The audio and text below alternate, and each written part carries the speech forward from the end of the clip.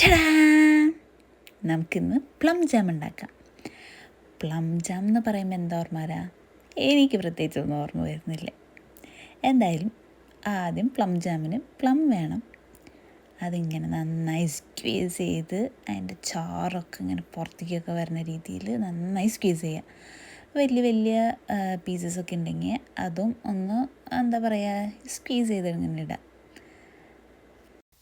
അങ്ങനെ സ്ക്വീസ് ചെയ്ത നമ്മുടെ പ്ലംസ് ഉണ്ടല്ലോ ഒരു പാനിലേക്ക് ഇട്ടിട്ട് ഒന്ന് തിളച്ച് വരും. അതിലേക്ക് ഒരു കുഞ്ഞ് കഷ്ണം കറുകപ്പട്ടിയും 2 കരയാമ്പൂവും അതൊക്കെ ഇട്ട് ഇങ്ങനെ നന്നായി വെട്ടി തിളയ്ക്കുക എന്ന് പറയില്ലേ, അതുപോലെ ഇട്ട് തിളപ്പിക്കണം.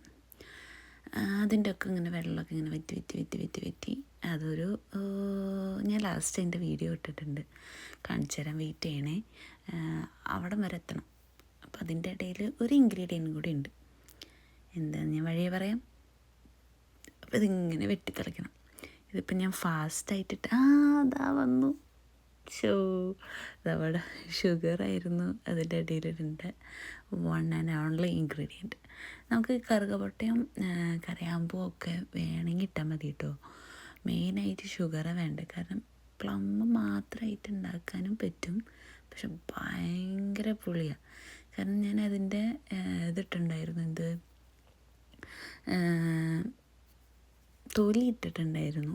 അത് ആവശ്യമുണ്ടെങ്കിൽ ഇട്ടാൽ മതിയായിരുന്നു, ബട്ട് ഞാനതിട്ടു. ലാസ്റ്റ് ആൻഡ് ഫൈനൽ കണ്ട മക്കളെ കണ്ടോ, എന്തായി കാണണേ, ഇതുപോലെ ഇരിക്കണം ലാസ്റ്റ് തിളച്ച് അത്രേ ഉള്ളൂ.